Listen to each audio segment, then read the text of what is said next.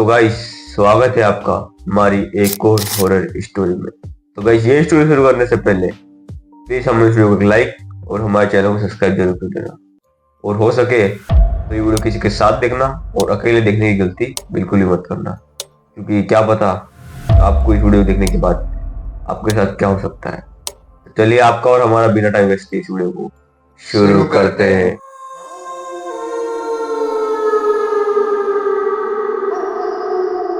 Guys, ये कहानी है सूरज की। सूरज हर मकर संक्रांति पर बहुत सारी पतंगे लाता था और पतंगे उसको उड़ाने का बहुत शौक था। और गाइस, हर मकर संक्रांति पर वो अलग अलग प्रकार की पतंगे लाता था, लेकिन उसे प्लास्टिक की पतंगे एक जरा भी नहीं पसंद थी। वो हमेशा कागज की पतंग लाता था।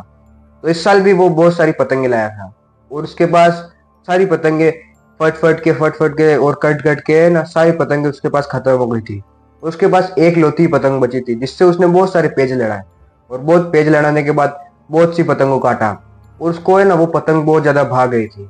उसके बाद किसी कारण उसकी डोर टूट गई और डोर टूटने के बाद जो सूरज था वो उस पतंग से बहुत प्यार करता था और उसने सोचा कि क्यों ना मैं उस पतंग को पकड़ लूं वापिस से। और वो पतंग उड़ती उड़ती किसी जंगल की ओर चलने लगी और जंगल, सूरज का जो गांव था उसके जस्ट पास में ही एक जंगल था। और जंगल के जैसे अंदर गया वो सूरज को एक बात याद आती है जो कि उसके मम्मी पापा बताते थे कि उस जंगल में एक चुड़ैल रहती है जो कि मकर संक्रांति के दिन मरी थी। और तब से लगाकर आज तक वो चुड़ैल हर मकर संक्रांति पर उसी जंगल में घूमती है। और ये सब देख के जो सूरज था वो बहुत ज्यादा डर चुका था। फिर भी सूरज ने हिम्मत करके उस जंगल में जाने का सोचा। फिर जब जो सूरज था वो उस जंगल के अंदर गया और उसने थोड़ी छानबीन की, उसे दिखा कि मेरी पतंग एक पेड़ पे अटकी हुई है। और जो सूरज जो था वो फटाफट से उस पेड़ पे चढ़ा और उसने अपनी पतंग उतारी।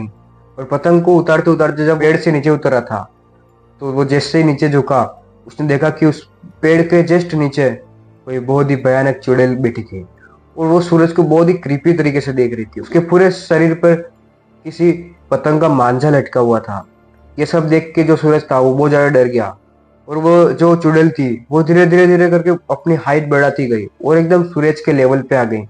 और उसने सूरज को कॉलर से पकड़ के ऊंचा कर दिया और सूरज पूरी तरीके से हवा में था। उसके बाद जो सूरज था उसने बोला कि मुझे छोड़ दो, मुझे मेरे घर जाना है। उसके बाद उस चुड़ैल ने बोला, कई साल पहले एक आदमी था जिसने मेरी पतंग फाड़ दी थी। उसके बाद मैंने उस आदमी को बहुत ज्यादा मारा। उसके बाद है ना, मारने के बाद मैं जब मेरे घर गई, उसने कुछ आदमी लोग को मेरे घर पे भेजा और घर पे भेजने के बाद इसी जंगल में और इसी पेड़ के नीचे मुझे पूरे पतंग के धागे से बांधा। उसके बाद इसी जगह पे जला दिया। तब से लगाकर आज तक मैं इसी जंगल में घूम रही हूँ और मेरा यही मकसद है कि जो भी कोई भी प्लास्टिक की पतंग उड़ाएगा उसको मैं जान से मार दूंगी। और ये सब सुनने के बाद जो सूरज था वो बहुत ज्यादा डर चुका था और डरने के कारण वो उस जगह पे बेहोश हो गया। लेकिन उस चुड़ैल ने उसको पूरे वश में कर लिया था और वश में करने के बाद जो चुड़ैल थे उसने उसको नीचे उतारा और नीचे उतारने के बाद उसकी पतंग उसकी आंखों के सामने फाड़ दी। और जैसे ही उसने फाड़ी तब उस चुड़ैल को पता पड़ा कि ये पतंग तो प्लास्टिक की नहीं, ये तो कागज की है। तब उस चुड़ैल ने सूरज को माफ किया और नीचे उतार दिया फटाफट से। और नीचे उतरने के बाद जो सूरज के घर वाले थे वो उसके पीछे ही खड़े थे, लेकिन वो चुड़ैल को नहीं देख पा रहे थे और वो जो पूरी पतंग थी वो पूरी फाड़ दी थी उस चुड़ैल ने। उसके बाद जो उसके घर वाले थे उसने सूरज को बुलाया। सूरज जो था वो अपने घर वालों की तरफ जा रहा था, लेकिन वो उस अपने घर वालों को टच नहीं कर पा रहा था।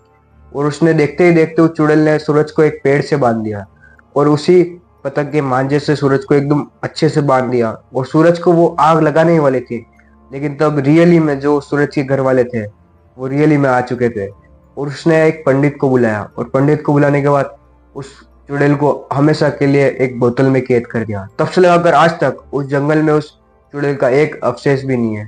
तो गाइस, आपको ये कहानी कैसी लगी हमें कमेंट में जरूर बताना। और अगर आपको भी पतंग उड़ाने का शौक है तो जल्दी से एक प्यारा सा पतंग का इमोजी कमेंट करें। तो आज की वीडियो में बस इतना ही। तब तक के लिए राधे राधे।